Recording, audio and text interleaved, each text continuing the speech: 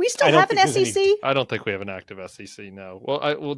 There may be. I guess the few people who are left working there probably are going to investigate pro-democracy nonprofits.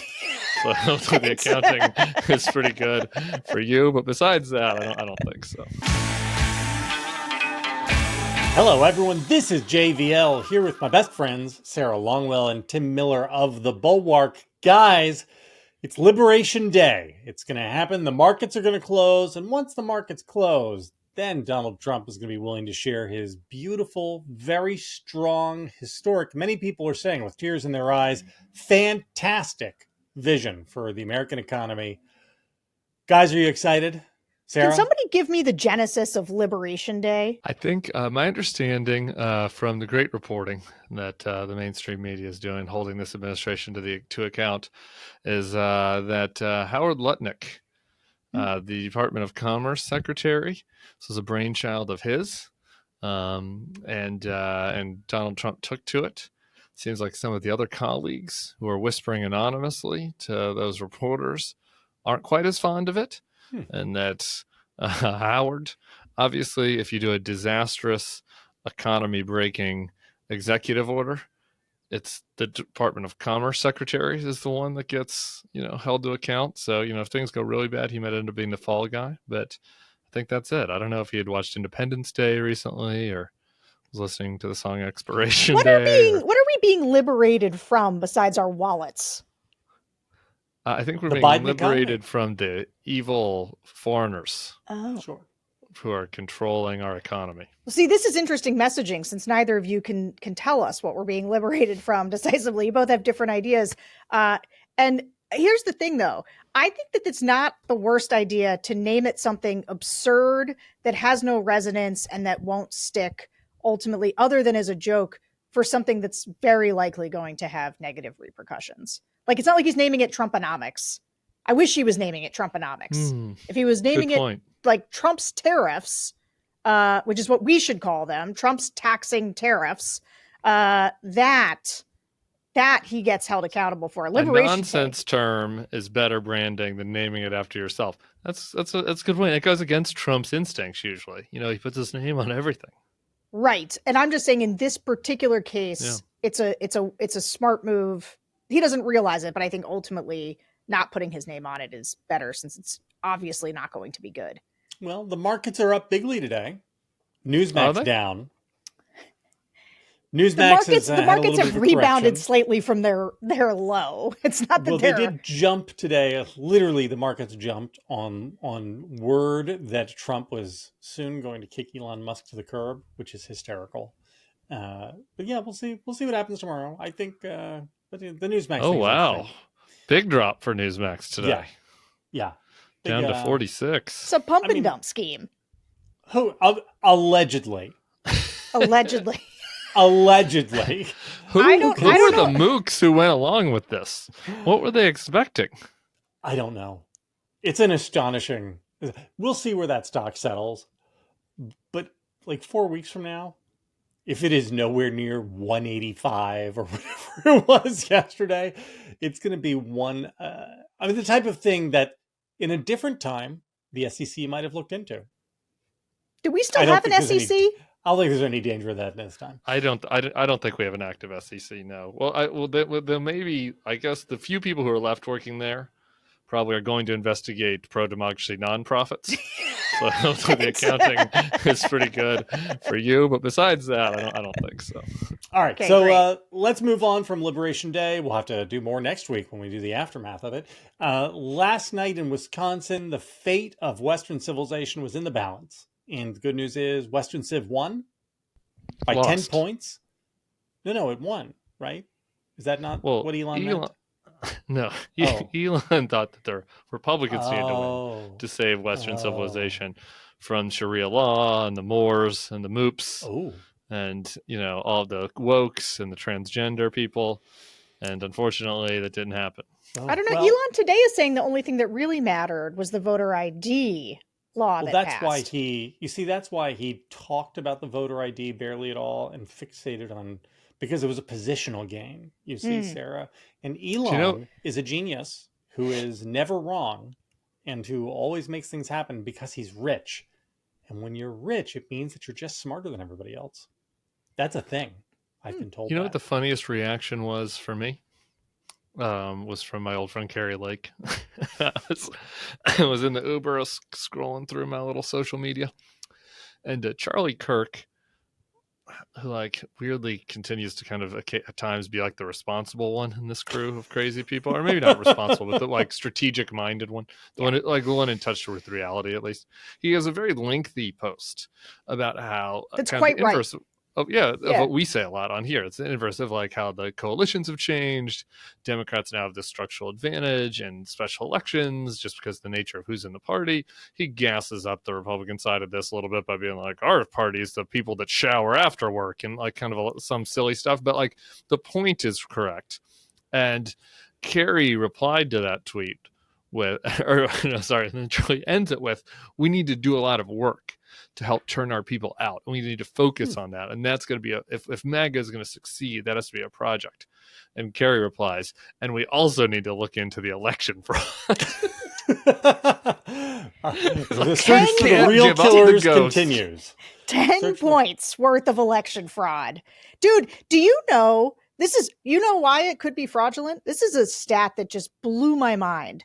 Do you know that Crawford last night outperformed Hillary Clinton's margin in Dane County? Like she put up some numbers from these high propensity voters. Where are you going? Are you running away? I'm going to start rotating around. I'm in the studio. I'm in a Meadowlark Media studio. I'm trying to find the right backdrop. Sorry, audio listeners. Is that better? The lighting in here is a little garish. You look handsome no matter what happens. You just stay put. JVL, where should I go? Wow. Not Guys, bad, we're on a tight schedule today. Sarah, you were making a great point. I was making a great point, but he started moving. I'll stay right here. I'm going to switch to a different great point, though, that I want to make, which is around sort of the Trump third term nonsense. And when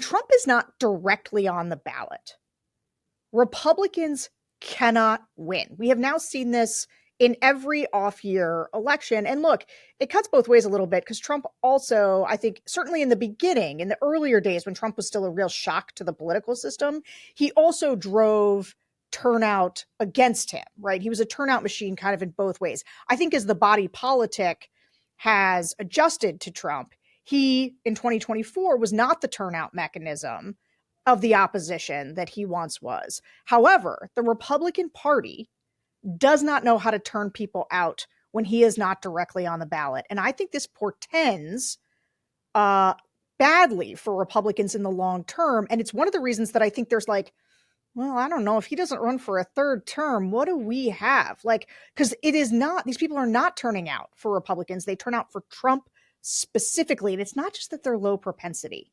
This is the one piece of Charlie Kirk's analysis that I'm not certain of. Go ahead, Sarah. Say what they are. What? What do you mean? Cultists. No, yeah. They're just, I thought you were going to go in a different direction. I was going to say that they're just there for Trump. Oh, sure. That's one way. What were you going to say? I thought you were going to do the voice. You thought I was going to break into Cletus? I thought you were going to bring out Cletus. Yes. Why? No. He's just hopeful. Yeah, but kick the tires on that for a second. It's not just Charlie Kirk's point is that high proposition voters or high propensity voters are now the purview of Democrats. They're educated. Politics is their life. They follow it. They read the newspaper. They watch the news. They turn out in special elections. Fact, true. Republicans used to have those people, and they don't anymore. Low propensity voters, he said people who shower twice a day, meaning I guess like people who shower before work and after work because they do real jobs or they get their hands dirty. And he's correct about this too. Working class voters now much more likely to vote for Donald Trump. I'm not sure they're much more likely to vote guys for like all JD Republicans. Vance who worked in VC firms. Is that what he means? Not like JD, but they're voters. The voters, it is true. They are more working class voters. And the best piece of evidence for this is that these people showed up for the general election in 2024 and voted only for Trump. And that is why Alyssa Slotkin is a senator right now. and why Tammy Baldwin And was why a Tammy senator. Baldwin's a senator. That's right. Because that was basically it. It was not crossover voters. So yeah, What does the I think that Republican there's Party a good do amount of post-truth? evidence of that. Yeah, what does the Republican Party do without him? Well, the good news is we'll never have to find that out. I wanted two other things about Wisconsin. The first is Wisconsin Supreme Court Justice Rebecca Bradley had this to say. I think the way Judge Crawford ran her race was disgusting. I'm not looking forward to working with her. She's bought and paid for by the Democratic Party. First of all, hostile work environment. Second of all, yeah, these are nonpartisan elections that they have. Was Brad Schimmel not bought and paid for by the Republican Party, or was he only bought and paid for by Elon Musk, the richest man in the world, who dumped like $20 million into the race? It's the weirdest. And again, this woman is a state Supreme Court justice. She is supposed to be like an intellectual or a fair-minded person who can make intelligent distinctions about the real world around her. She's a fucking... And this is... I don't want to cast shade on any particular state. All of our... they are laboratories of democracy. We love all the different colors of the rainbow in our states. What sort of fucking system does direct election of state Supreme Court judges? I was looking at a map, how the states choose their state Supreme Court justices, and it's insane. How do you think they should be chosen? I think you should probably have them either governor appointed through a nominating commission, which is a large chunk, or just governor appointed. Maybe elected by the legislature. Could also do elect, but there ought to be a degree of separation between the demos and the judges. I don't think that the elected by the legislature would do you much good in some of these states. I don't. Maybe not. This is not really relevant to our show map, but I mean, the way that we do a lot of this stuff is really dumb, and our democracy is fundamentally broken. And unfortunately, it's not going to be that good for the Democrats to run as democracy reform right now. So, we in Louisiana last week, we had to vote on 4 like amendments that were like totally indecipherable for a normal human. Like what exactly that you were voting for. And they all went down mostly because we had our own little mini resistance and backlash to MAGA as the Republican governor was trying to jam these things through.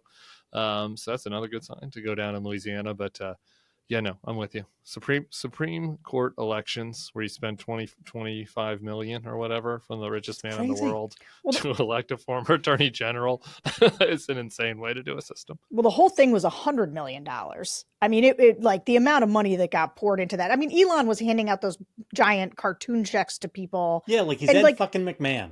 Yeah, and the first time he did it, it was clearly a violation because it was, and so he like recast it. Allegedly. Okay. I have a question for you.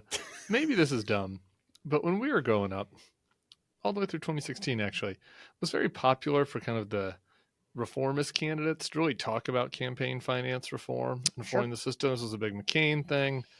You know, for me as an establishment guy, that's kind of the thing I didn't like that much about McCain. I think McCain-Feingold had some unintended consequences, but we'll put that aside for a second. Bernie did this.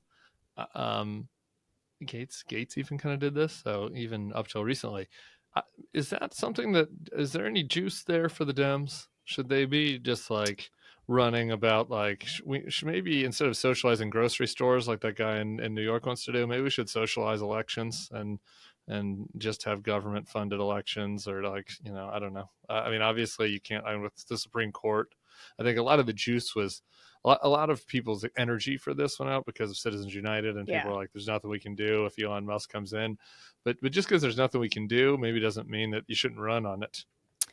I do think that Democrats didn't, and maybe it was because I do think all of us missed a little bit how much money Elon was putting into this election. I would say normally if somebody was putting this much, because he didn't do it a normal way, right? He didn't fund through a PAC or anything. He just set up an LLC and just started jamming out dollars because he didn't care about disclosure. He didn't care about any of that. And I think that the idea that Elon Musk was trying to buy the Supreme Court seat did matter to voters in Wisconsin. They didn't like the idea that he was trying to buy a local seat. And I think that was a missed opportunity in the general election, just because I think it caught people off guard. It was like pretty late in the game when he started dumping money, but he put a ton of money into Trump's election. And the idea that Elon sort of bought it for Trump seems like normal, fertile Dem territory that they never really did anything with. Yeah, I agree with that. And part of that is just because our presidential elections, like there's just so much money in them now that it's kind of like just picking out the Elon thing might not have felt, I don't know, it might not have landed with people, but as a broader messaging, which is this system is fucking broken. You can tie it into the oligarchs. Like we have the oligarchs here. People are buying their way onto the inauguration stage. I understand the Supreme Court has ruled certain ways, but there's got to be some shit we can do to like create some limits on this and to bring the power back to the people. I don't know. It just seems like it might be a. So this is just one of the things that has actually distorted our politics. Is that the money power is actually quite close to the people. Right. And so it's actually small. It's not like it's just the big money people. It was like during the McCain-Feingold, right? It was much more like, well, pharma's putting this money in or other big industries that have, issues in front of the government, and that felt corrupting. Now, Marjorie Taylor Greene is highly incentivized to act like a lunatic because then she can go raise small dollar donations, same across the board, right? So the democratization of money didn't have the salutary effect that people hoped it would. Yeah, I want to be 100% clear here. Substantively, I don't think that there's any hope for this. I think that the small dollar system is probably worse than big dollars coming in, and that like really this is not something that is probably fixable. I'm just saying that like politically speaking is a way to kind of take the mantle back. I hear you. Maybe there's something there. Again, I just want to, before we move on, I can't believe we're talking about norms, but I'll do it anyway. Sarah loves norms. Isn't Anytime that you want to protect wrong? a norm, you should make sure to mention it so Sarah knows you haven't completely gone to the dark side. Every time you do this, I want to have a beer and shout norms. Like our young listeners won't even get that reference, but it's funny to me. Isn't there something wrong with having a Supreme Court justice who is willing to say after the fact, not even like during the heat of the election season, but after the fact for no reason, just venting to a reporter, this person who is about to be my colleague on the highest court in our state, they disgust me and I don't want to work with them. Yeah, so I watched this whole interview with this woman. Did you read the transcript or did you watch her? No, I watched. I watched too. I can't believe this person sits on the Supreme Court. Right? She was awful. She was horrendous from top to bottom. That part that you read is like true, but it was the whole thing that she was ranting about. I was like, who put this person on? Like it's that like made watching somebody from Newsmax or something. Yeah. It was an embarrassment. She was embarrassing. And also it was like wildly unprofessional. Like I was watching it and I was cringing at just the basic professional courtesy one pays to, like, even if you say, look, I don't agree with this person's politics. Yeah. Clarence Thomas wouldn't say that. You'd say like, I'm Mrs. Alito. Yeah, Mrs. Alito. That's true. No, maybe. I don't even know the Mrs. Alito would. Mrs. Alito would. I have been wondering if any of the more left-leaning Supreme Court justices have been flying their flags upside down of their houses lately. Now, Mrs. Thomas would. In my house, but Tyler made us put up a Jazz Fest flag instead. I do. I just, my observation on this woman, the Supreme Court justice, is I think that as bad as you guys think, and by you guys I mean my besties here on the co-panel, but also the listeners, as bad as you think like the median state level Republican elected official is right now, they're like 100 times worse than you think. I like the Trump, we're in year 10 now of Trump. Like any of the like relatively normal type pillars of their community, businessman or woman types that wanted to run for state senate. Like, all of them have checked out of politics unless they had their brains broken by COVID, and they're like the businessman that, had a mask protest outside their store or whatever. That person's running. But that's it. It's like, these people, this lady, everyone can go watch this video. This judge, excuse me, judge, I don't mean to disrespect The you, lady calling you judge? lady.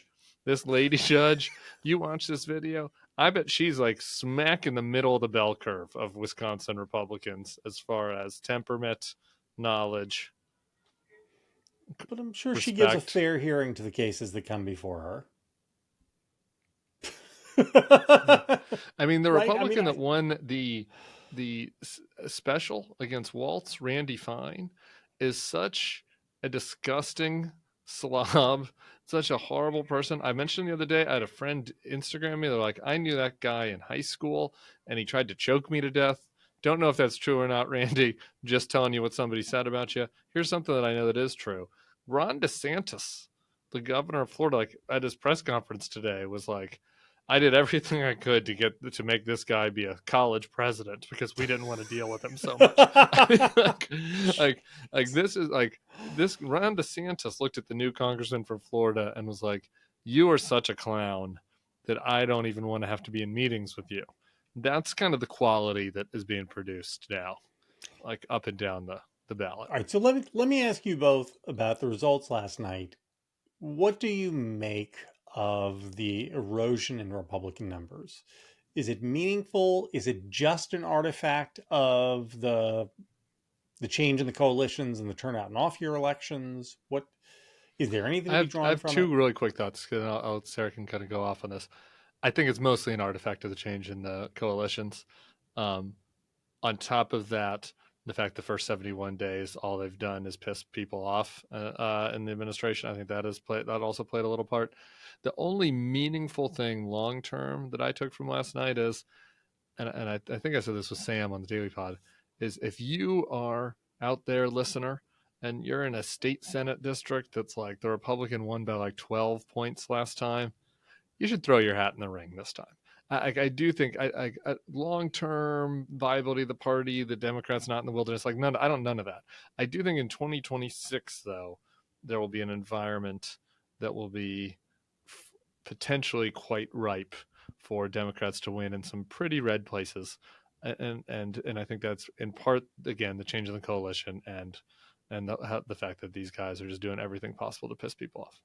Yeah, I mean, when I saw them pull Elise Stefanik, I was sort of like, that's an R plus 20, guys. Like, are you really that nervous? That seems crazy. Like, you're going to make her forfeit her entire career. She gave up leadership. Like, you must be so freaked out. And I kind of thought they were overreacting to do that.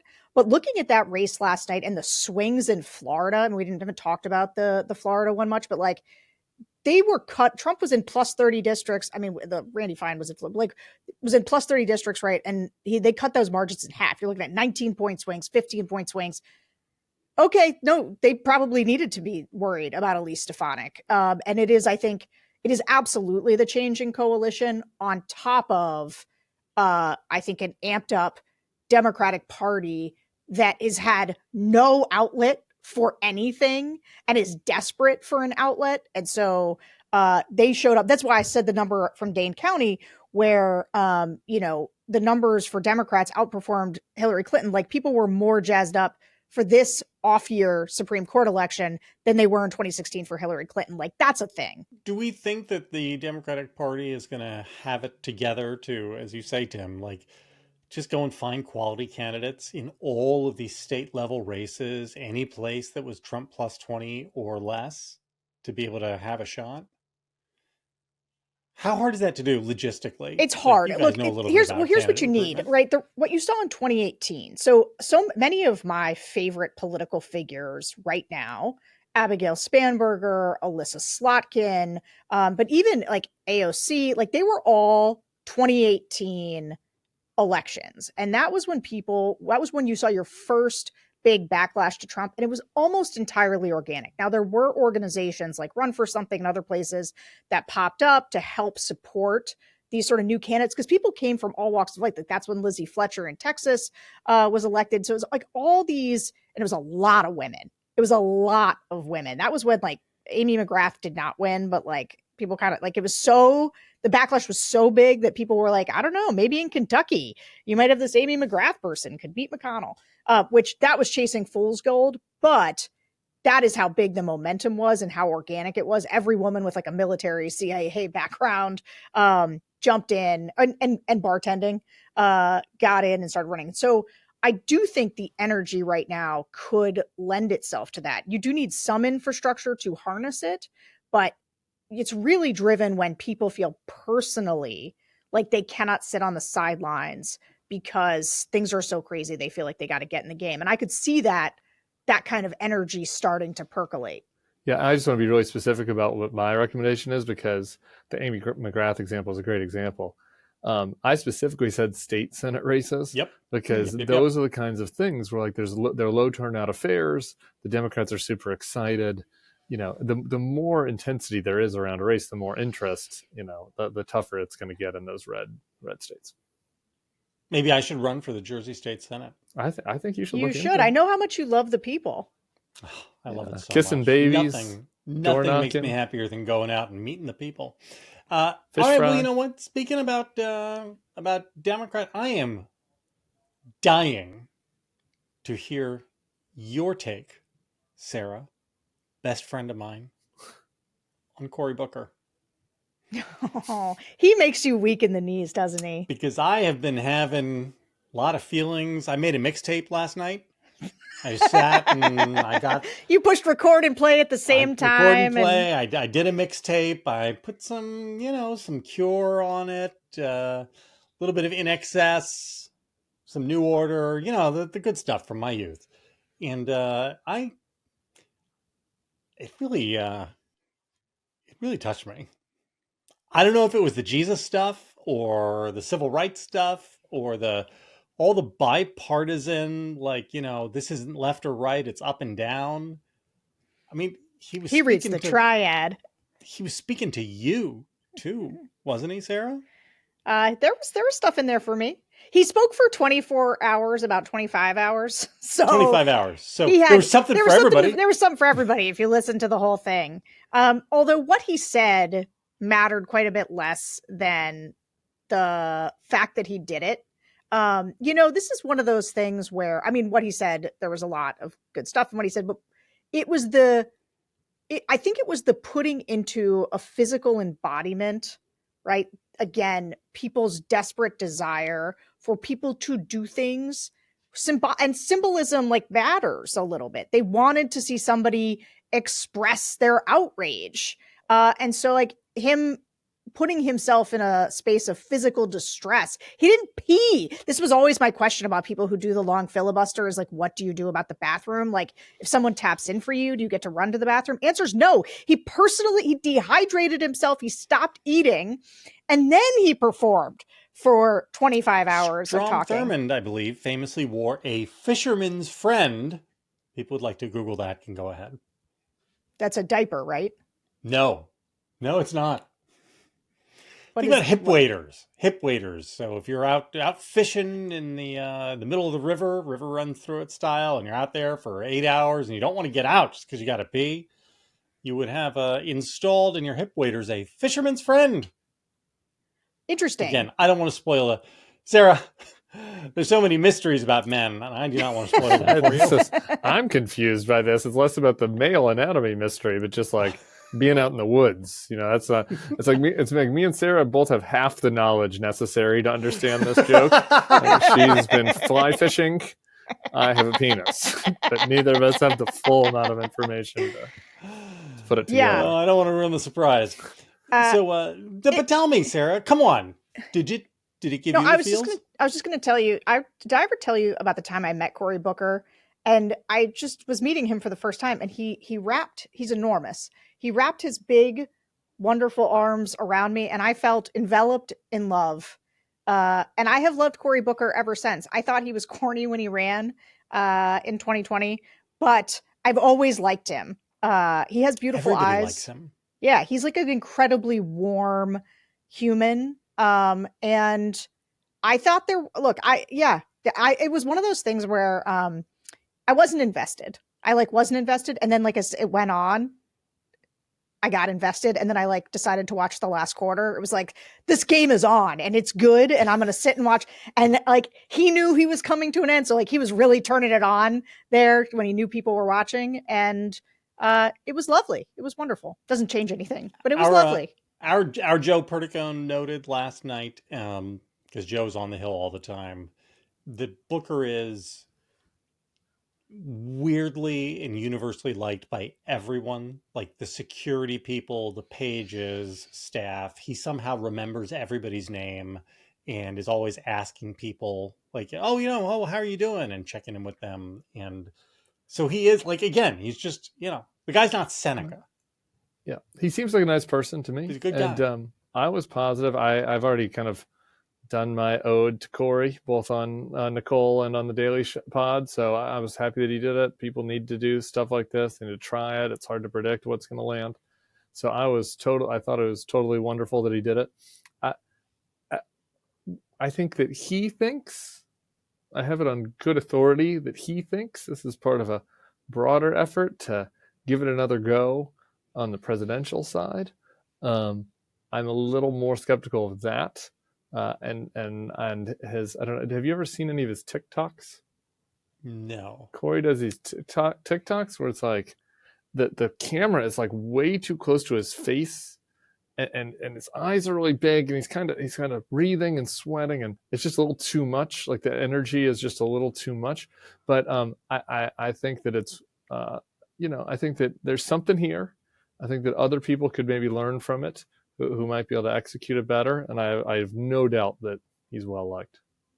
I'm pro this though. I have argued this the whole, in this fallow months where nothing is growing. The idea of doing something is better than nothing. And I feel like other people I'm never going to, we're sort of demanding people get up, say something, make a splash, call it. Right. He did that. He held the lectern. He made people pay attention. He made himself a story. That is the way. And if presidential ambitions are at the heart of it, I'll argue for that too. I think people should be more ambitious in this moment. Go make your case. I want 20 more people to do it. Do a podcast. Invite Charlie Kirk on it. Don't do that. This is the problem. This is actually, I would say, of all the people who have tried to do something to break out in these moments, like Schumer, or Cory's is so far probably one of the best. Well, not as good as Mallory McMorrow's launch ad, which is really good. Murphy. But Chris Murphy has been great. Chris Murphy has been good. AOC with the rallies been great. Sure. There's some green shoots. All right, because we got to keep moving. The three of us have not yet been together to talk about Kilmar Abrego Garcia, the gentleman from Maryland who, oopsie, was sent to a El Salvadoran gulag. Sarah, we haven't talked about this, but I'm interested in... This is for Tim. This is, I'm not... Tim and I have gone... Why don't I just give a positive opinion, and then Sarah can add to it, because there's something that I haven't said about this.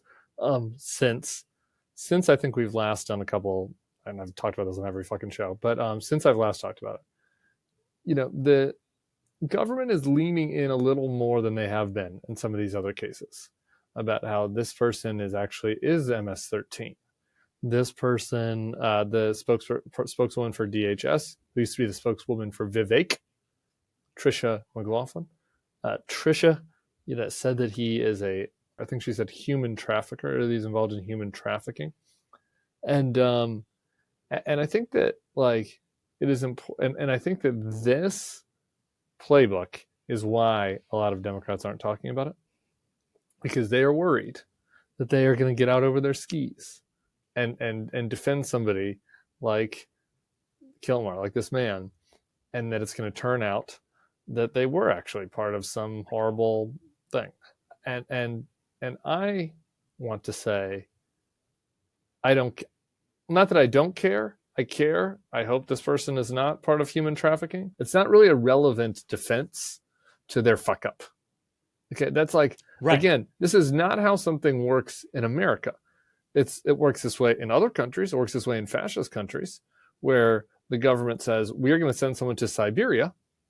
And when asked about it, they say, oh, well, he was part of the gang. He was a criminal. And it's like, well, okay, show me. Like Trisha McLaughlin with her fancy handbag tweeting that this guy is a human trafficker isn't enough, because there were lawyers at the DOJ who could have included that information in a filing. And they have not done that yet. Nobody's done that when they're under oath yet. Only Trisha McLaughlin on Twitter. And I've said this several times. I assume that at least one of the people that I've talked about on all these shows was actually doing something bad.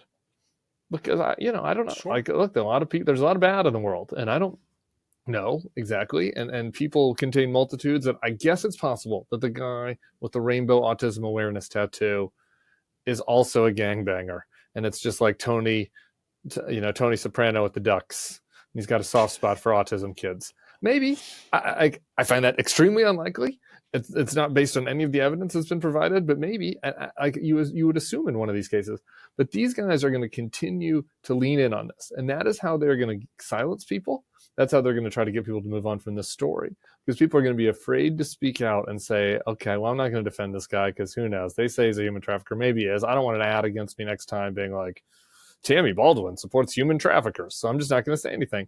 And I just got to say that is why it is our job at the commentariat and among the advocacy groups and among their lawyers and among the media to humanize these people. It's not necessarily the senator's job to do that. It is their job to say, no, in America, if you're going to send somebody to a fucking concentration camp in another country, you got to demonstrate that they broke the law in a court or in front of an immigration judge. So that's my added thought on this from what I've already said. First of all, I just want to say Tim has been really a hero on this in sort of making it overstated, but thank you. Yeah, okay. You're right. Actually, you're not a hero on it. You talk a lot. But you focusing on this has been, I think it has mattered a great deal in terms of people also focusing on these stories. Here's something from the voters' standpoint, though, that I think is difficult. There are now a bunch of these stories, and it is getting difficult to tell one from the other, right? We are deporting people. Maybe they're part of the gangs. Is it the gay barber? Is it the autism tattoo guy? Is it the Maryland dad? Are they the same person, right? Like, you can see quickly. And so then all it has to be is that one of them ends up actually being a gang member. And this is where the difference between the Twitter fights that you're having, right? Like, JD Vance is actively on Twitter slugging away at this, saying, and he's lying. He's lying because he said this guy is a convicted Trende de Agua guy. And then you go read the court filing and it's like, oh, he wasn't convicted. No. Somebody accused him of it, but he was not convicted. And technically they accused him of being MS-13, which is not actually the gang that we are in a supposed war with that underpins the Alien Enemies Act authority that they're. So anyway, just if we're being technical about it. But you can see how they could muddle this so quickly that, to Tim's point, if you were to say now, if one of them, they were to present evidence that one of them, because this is what they say, right? They're like, well, we know. And you're like, okay, well, show us the evidence that you know. And nobody will. But if they do have classified evidence, or they do have some evidence and they put it forward about one of them, the public now is only engaged at the highest level of, did they wrongly deport somebody or didn't they? And they don't know the difference between the various stories. And so it is at this point, Tim's right. One of these could be sort of like a false flag. And it was interesting. It's sort of like what Jeffrey Goldberg said. One of the reasons he didn't think that Signal chat was necessarily a real one is because he knows that there's attempts to like catfish reporters with fake stories so that they run with something, so and then it impeaches their credibility, impugns their own credibility. Right. Yeah. And so like, everybody's kind of on alert for this, that they know they could get in there and say, you did this wrong, and then suddenly they produce evidence on one of them. And they know, meaning the Trump administration knows, that the American public can't tell the stories apart. I really learned this during the Trump court cases, where it was almost worse to have so many indictments in so many different jurisdictions, because at some point it became white noise for voters and they couldn't tell them apart. It wasn't like the cumulative effect like overwhelmed it. It was that they just couldn't tell the difference. And so Can I the ask you a question then? Yeah. A strategic question. Is there an inverse of this though? Because I mentioned this, I believe, forget, maybe it was on Tuesday's pod, but like there is a poll out from CBS, I think YouGov, that was like 47-35. People are like against this. It's like pretty good. I mean, not overwhelming, but whatever. And in that same poll, even a majority of Republicans were like, yeah, we probably got one wrong. Like they asked, like, do you think that these are all gang members or whatever?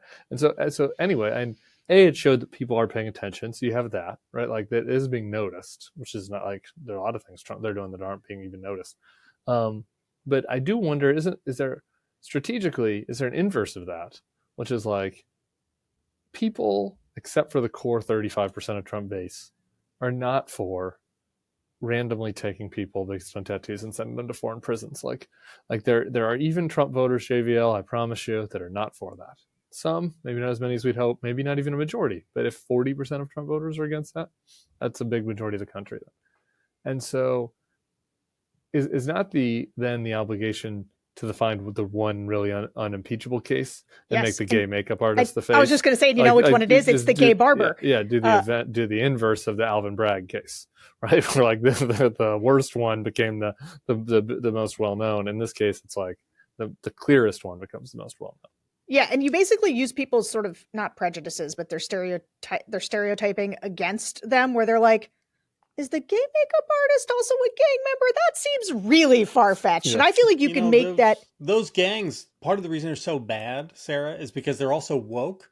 And so they're really welcoming of the LGBTQ communities. Somebody's got to cover up all the face tattoos. Yeah. You know, they need a lot of bronzer to cover that up. That's why the Trump administration is at war with them, because they're both shipping drugs into our country and woke values. The woke I'm sorry, virus. just we might, if you have one other thing to say this, it's fine, but I have to say this. Did you see the Trump bleat where he seemed to think that the fentanyl was going to get tariffed? Yes. Yes. I love that. It's a legal trade. It's just legal. It's just legal commerce that you can tax and tariff. So you're joking, JVL, but like, might Trump not be confused? Maybe he does think that it's a woke gang that's bringing in the fentanyl and that they're coming in through normal trade. And like, how does he think the tariff works? It does seem like we're here at Liberation Day. The Liberation press conference is happening as we talk. And it's like, he doesn't fundamentally, I think, understand like just the fundamentals of the commerce. Like who takes what money where? He does know. This has been clear from the start. He doesn't understand what a tariff is and how it works and who pays it. Okay, we got to keep moving, but I do have one final question on this. One of the things that I find most alarming about the Abrego Garcia case is the government's position that they can't possibly do anything. So the government's position is, we can't do any remedy. That is impossible. How could you ask us to get this guy back? The government was able to get the Tates released, right? Well, there's a will, there's a way. And in this particular case, there is no will. But I think there's a reason that there is no will. And this is his lawyer, Simon Sandoval Moshenberg, pointed out that if the government can remove people in error and without recourse, can't they also do that to U.S. citizens? So if the government could pick up you or me or Joe Q Public off the street and get us down to the SETCOM or whatever it's called quickly enough that by the time it hits the courts, we're already there, they will have established the precedent that, it was an oopsie, but there is no recourse. I think so. No, what are you gonna do? Actually, why not? I mean, sure they could do anything if they decided to be totally lawless. But I just mean like in this narrow case, the issue at hand is that that a U.S. citizen would have standing to take this up to the Supreme Court, whereas Abrego Garcia does But once not. you're gone, you no longer have standing because you're not right. You're not Well, here. you're a U.S. citizen, and unless the government, I guess the government could then argue that they denaturalized us or whatever. It takes you into a different thing. Like, part of the problem here, and this is the problem for some of the Venezuelans, is that, like, their lawyers, they don't have. If you're on U.S. soil, you have standing because you're in whatever jurisdiction you're in.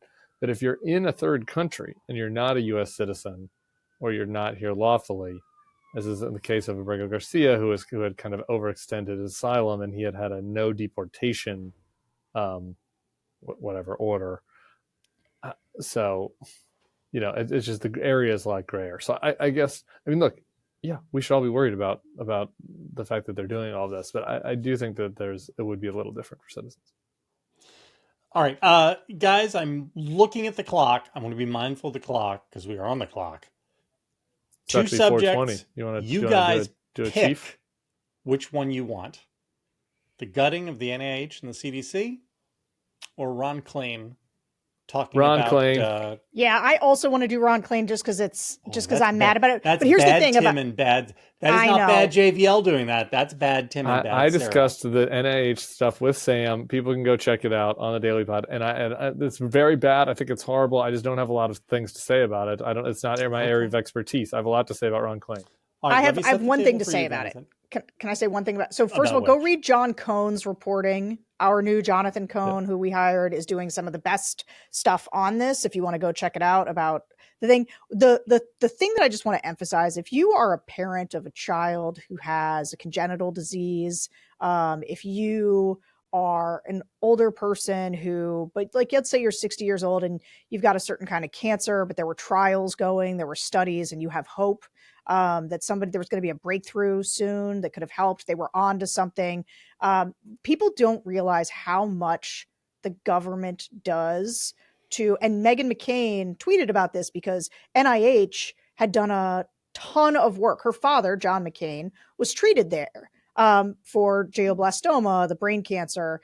And I just think there's a lot of people in positions of being on tenterhooks in the hopes that there is a breakthrough in some way because they love somebody or they themselves are facing, either a death sentence or chronic disease or something else.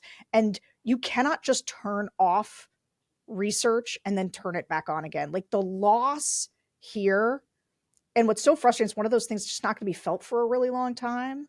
But I think this is one that that really hits close to home for people, that not just from a messaging standpoint, but like, this is going to have really just serious ramifications down the road.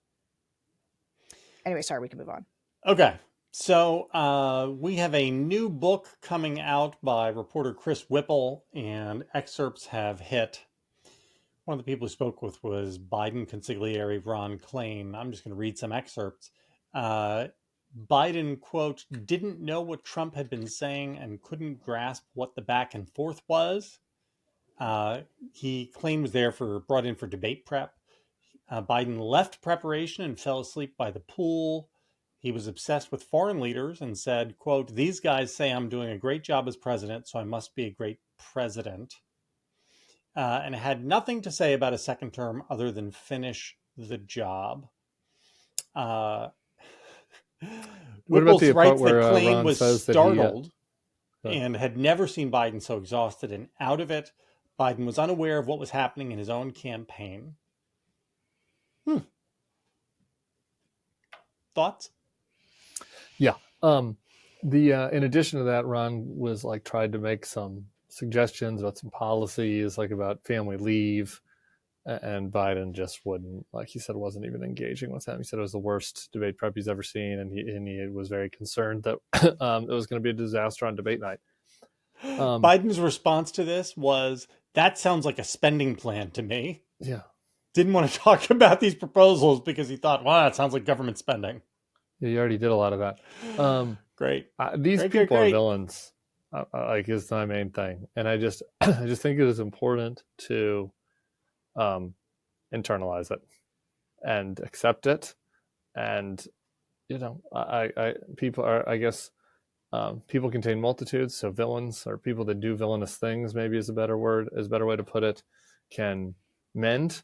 As a bunch of former Republicans, we all know some people who would fit into that boat. People who made bad judgment calls over various times and accepted it, but you have to accept that you made a bad judgment call and understand why you did, and go forward. And we are here because of these fucking people. And my blood pressure was just through the roof reading this article. It's just like, it is crazy. It is crazy that they let it all go on for another month afterwards. Like, it was crazy that they let it go on like all the way up until, and I guess I understand the rationale of just going fingers crossed and hoping that he does well in the debate, because who the hell knows, maybe, you get lucky, he rises to the occasion. But like, that, like, the stakes were way too high for fingers crossed. And by the way, even if you're running against Nikki Haley, it's not very respectful of the American people that you serve to say, I'm going to put this person who can't make it through a 2-hour debate prep without taking a nap and put them forth as somebody that is going to be the president of the United States for another 4 years until he's 86. It was just irresponsible and villainous. And you have to like learn from it. I mean, and we might not get to learn from it because it was that disastrous of a fucking choice. Sarah, I want to read this to you. Klain scheduled 2 mock debates. The first was scheduled to last 90 minutes, but Klain called it off after 45. The president's voice was shot, and so was his grasp of the subject. The second debate, 25 minutes into the second mock debate, the president was done for the day. Quote, I'm just too tired to continue, and I'm afraid of losing my voice here, and I feel bad, he said. Quote, I just need some sleep. I'll be fine tomorrow. He went off to bed. Hi, Sarah. So Would you like to let bad Sarah out? This is not bad, Sarah. And actually, I want to talk to our listeners for a second, because whenever we talk about Biden, people get really upset with us. And they're like, why are you guys looking backward when Trump's doing all this stuff? And let me be really clear about why I'm so angry. It's because Donald Trump is president right now. All of the things we are dealing with is because of the choices these people made. We have spent, I had Jen Psaki on my show on the focus group, and we were listening to people who didn't vote. It's a pretty maddening show, listening to people who didn't vote, especially because of how upset they are. Have you done any non-maddening shows lately? Mm-hmm. You might want to think about that. That might be something to consider. I did. Episodes. You know what? This weekend's is people will like it. I have Will Sommer, another new. We did his hazing, his hazing of making him listen to a bunch of like Trump base voters, and we talked about the right wing media ecosystem. It's a more fun one. Okay.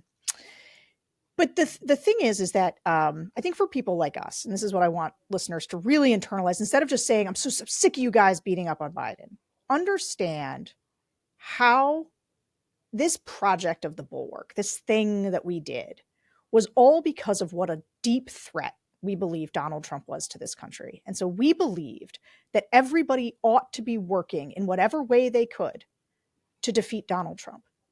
And so the idea that the people, because one of the things that we heard from the Biden team around this time is that, well, if they thought Biden was going to perform like that, they never would have put him out there. And what's insane about these stories is, oh no, it's not like he had great debate prep and they thought he was going to be fine and they were shocked by the performance on stage. They could see how compromised he was. And I don't know Ron personally exactly, but I've always respected Ron. But I also know that Ron Klain was one of the very small group of people that said he should run again for a second term. But like the idea that they would talk about democracy, and this has always been my deep frustration. You're saying that democracy is on the line. The fate of the country is on the line. And you just let this happen. You could see it falling apart in front of you.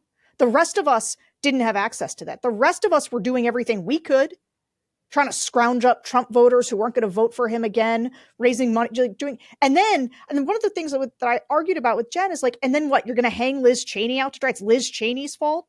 No. These decisions are why Donald Trump is the president right now. Democracy was on the line. All of that was true. And a small group of people made catastrophically irresponsible decisions that led us all here. And now we're all dealing with it. And so don't tell us that we don't get to be enraged. We get to be enraged because it's mattered a great deal to us, just as I think it does to you. But everyone's like, oh, you're beating up on Biden. No, he had a responsibility to this country, and the people around him had a responsibility to this country. And that's what got us here. He was unfit to do it. The American people could see it. And now they're going around lecturing people, saying the party lost its mind. How dare they turn on him? Like, this is delusional stuff. And it's the reason we're here. I wouldn't mind the delusions. What I mind, again, I know we got to get out of here. What I mind is people not saying the things that they know are true. Yeah. Right. Like, I actually don't, if somebody was watching Biden and really just thought, no, it's actually going to be fine. That's just a judgment, right? And people make wrong judgments all the time. What seems to be the case here, and maybe this is, again, we're working on excerpts of Whipple's reporting. Maybe it's not the case. What seems to be the point is that you have a case of Biden advisors saying one thing in public and in private saying something different. Remember when they talk about that's self-important podcasters? I'm Yeah. sorry, I didn't mean to interrupt you. No, but they came for all of us too. I don't even care about that. Like, that's, I just, the stakes are really high. And so when the stakes are high, the public doesn't owe you to be right? Or you don't owe the public to be right. You just owe the public to be honest. And the other rationale they give when you hear it, and this isn't in this book, then the other thing that drives me fucking insane that you hear from these people in private and in private conversations that leak is like, well, they didn't think Kamala could win. They didn't think she was up for it, et cetera, et cetera. It was like, you picked her when you were 70 and then you saddled her with the root causes of immigration problem and was like, good luck, go out there with that, kid. Like, you could have not done that. You could have picked somebody that said that they weren't going to run for president and that you wanted to be a right? Like, so anyway, we could go through all of this, but their treatment of Kamala was so fucking bad and so unhelpful. And so it's like one of these things where, again, it's like, I can even understand the Judge McCall going up to the debate. It's like, we're here, like, we're going to try to gas them up. Yeah, I get it. We'll see what happens. And you have the debate. When that debate ended, the fact that they were not filled with shame and were not like, guys, we're going to do everything we can, whatever. If Kamala needs to throw us under the bus, great. We'll lie and say she wanted to do the border harder. Right. I'll do whatever. Or if we need to have an open primary, like you know what I mean? Like, at that moment, they all knew that they were responsible. They all were in debate prep. They saw it happen. And then they spent not just a month trying to put Weekend at Bernie's up there, but then the rest of the campaign pressuring her to like stay in line and not set her up for success. So the whole thing is sick. The only funny laugh I got out of it was, did you see the line where Klain said that they were like, well, they asked him what he would say if Trump said this, and Biden was like, I was just going to look at him like I'm just going to give him a confused look, because then people will understand that what he said was stupid.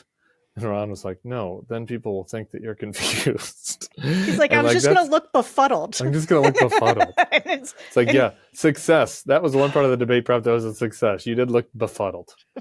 Guys, good show, long show. Hit like, hit subscribe, follow the channel, follow the feed. We'll be back next week.